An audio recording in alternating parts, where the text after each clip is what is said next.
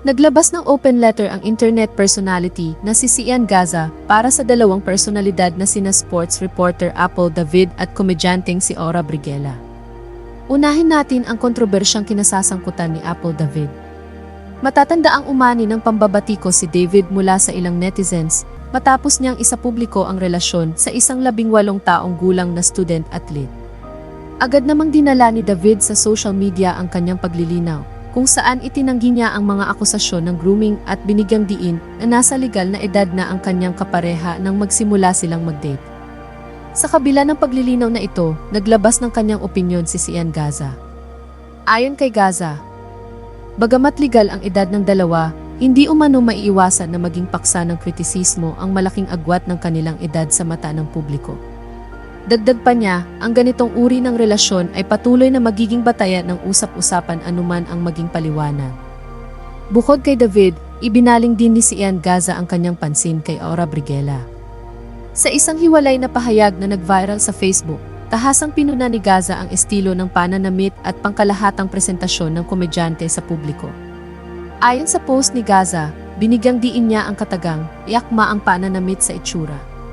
Ipinaliwanag ng influencer na ang patuloy na pambabatikos na natatanggap ni Aura ay hindi na umano nagmumula sa kanyang nakaraang bar brawl incident sa Makati. Sa halip, iginiit niya na ang estilo ng pananamit at fashion choices ng komedyante ang kasalukuyang hindi tinatanggap ng publiko.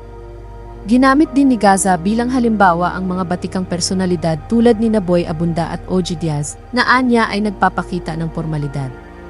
Ayon sa kanya, upang muling makuha ni Aura ang suporta ng nakararami, kinakailangan nitong baguhin ang kanyang imahe at iangkop ito sa kanyang sariling katangian. Narito ang buong social media post ni Sian Gaza, open letter to Aura Briguela and Apple David. Miss Apple, kung ayaw mo pala na may masabi sa inyo ang madlang people sana hindi mo na lang pinost na may dinidate kang 18 years old. The same way na never pinost ni Coco Martin si Julia when she was teenager. Ika nga sa lumang tipan, what they don't know, they cannot ruin. Imbis na pribado at payapa na lang sana yung buhay ng bata, nadamay pa sa kalokohan mo tapos ngayon iyak-iyak ka at magsasampa ng kaso. Miss Aura, hindi ka binabash ng tao nang dahil sa nagawa mong eskandalo noon. Tandaan mo, madaling makalimot ang publiko. Pwedeng scammer ka ngayon tapos bukas makalawa, pambansang marits ka na. Alam mo bakit ka binabash? Kasi palagi kang nagsusuot ng pambabaeng damit tapos ang laki ng katawan mo, tapos yung mukha mo ay panlalaki. Masagwa. Hindi maganda sa paningin. Kung gusto mong tanggapin ka ng madlang people, kailangan mo munang tanggapin sa sarili mo na lalaking lalaki yung itsura mo at kailangan mong iakma yung pananamit mo sa pagkatao mo. Same kay Boy Abunda at OG Diaz na baklang-bakla pero appropriate manamit. Miss Apple and Miss Aura, if you want to be accepted gisay the public at gusto niyong makarinig ng magagandang komento, you need to accept na hindi umiikot sa inyo ang mundo at kailangan niyong mag-adjust for that.